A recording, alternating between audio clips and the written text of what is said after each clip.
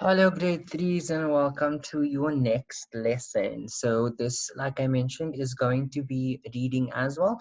Not Happy Birthday, Mr. Kang, but a story that's a bit similar about the same background, which also contains our high frequency or our vocabulary words, which will further enhance your reading ability and also your understanding of texts and how to answer questions based on them.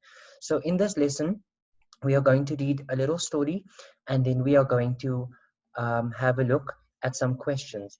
And this is a comprehension lesson as well, which means that we are going to be asking questions based on a story and test not your recall of the knowledge, because you can simply read it off and recall certain things, but testing a certain skill, because essentially with English language arts, honing your skill in terms of English, like reading and writing and speaking, those things are essential in order to become much better in English. So I'm going to bring up the story that we are going to read. It's not too long, so let me just bring that up for you. Here we go. Just give me a few seconds. Here we go. Right.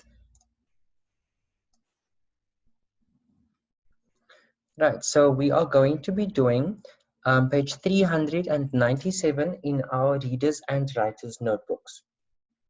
So as you can see, this is not something that's unfamiliar to you. We have done cause and effect before, but the reason why we repeat certain skills in comprehension is so that we can become better at them. So I'm going to just enlarge this for you.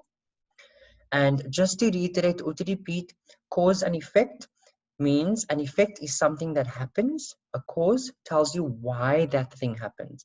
So the effect is the result. So the effect will always come last or at the end, and the cause will always come at the beginning, right? So the cause will tell you why something happens, and the effect is the result or what happened because of the action. So we've got an action and we've got a reaction. So say, for example, you've got a stack of dominoes and you're tilting, you're stacking them all along each other, and you tilt one of them and all of them fall down. So the cause would be you are tilting the dominoes, and the effect is all of the dominoes fell down, right? So I'm going to show you a quick little video that will help you understand this a bit better.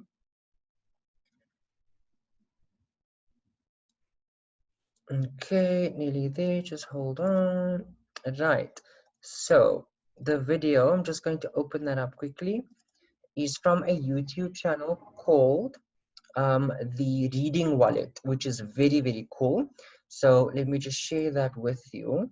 We're not going to play the entire video, I just want you to get the gist of what I'm speaking about when we speak about cause and effect. So let me just share the sound and make it a bit louder. There we go.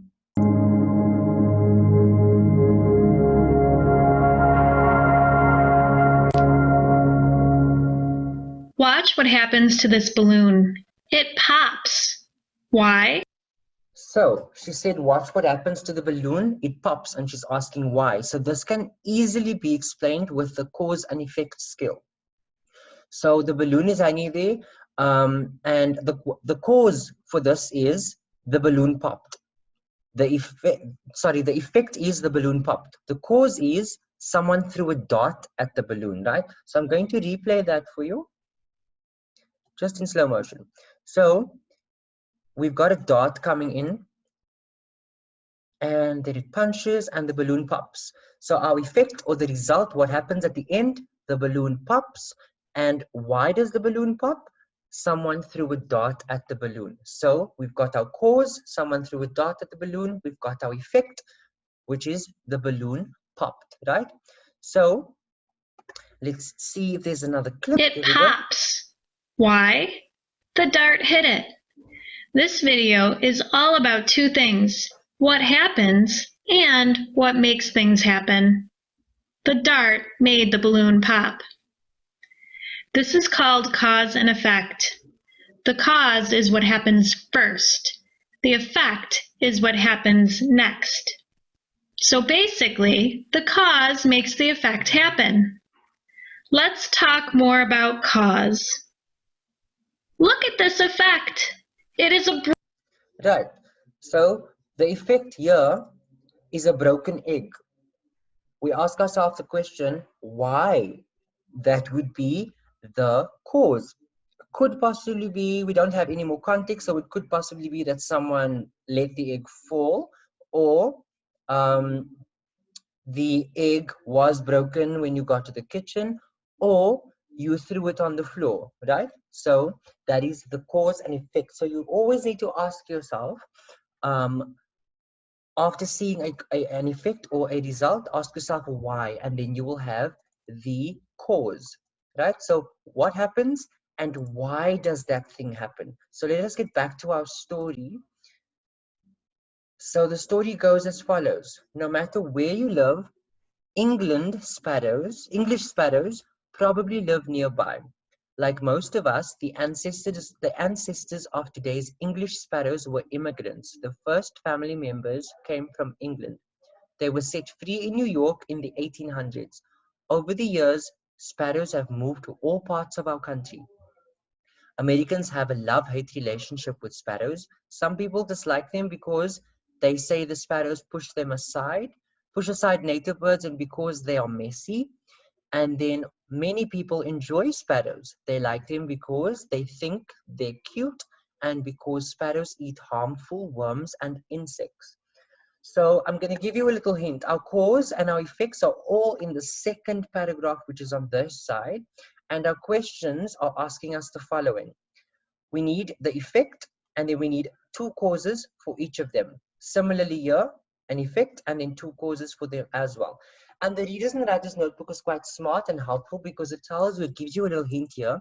The word because is repeated 4 times in each of this, from number 1, 2, 4, and 5. So it's easy for us to have a look at the text and look for the word because.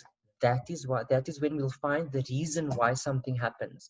So the first part says some people dislike English sparrows. What we are going to do is we're going to look for these words in our text. So it says here, some people dislike them. Then we have the word because. Then we need to find 2 reasons.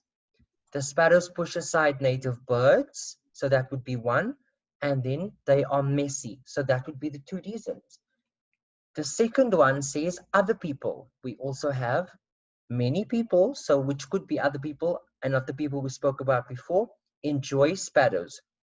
So the reason here would be they like them because, there's our because, they think they're cute, so that would be our first cause for number 3, 4, 5.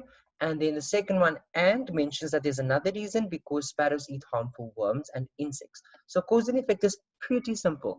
You basically just have to find the word because, and if you are given the effect, try and find a similar sentence or the same sentence in your story, and then look for the word because, and then you will find your cause.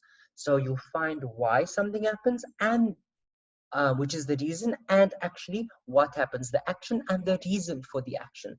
So I'm going to put up the answers for you over here so you can have a look at what we were saying.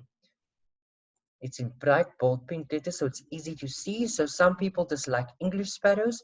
The cause, they push aside native birds, and then also they are messy. And then the other people enjoy English sparrows because they think they are cute and they eat harmful worms and insects. So flash tip, look for the word because, and then also look for your effect in the story like we did previously. So I'm going to leave this up here for you to jot down. You can simply pause the video at this stage to jot down your answers. And if you have any questions, feel free to pop me an email. Or if your parents have me on WhatsApp, you can also send me a WhatsApp message and I'll be happy to address any of them, but I'll also do that in the live lessons during the week as well. Thank you so much for joining in, boys.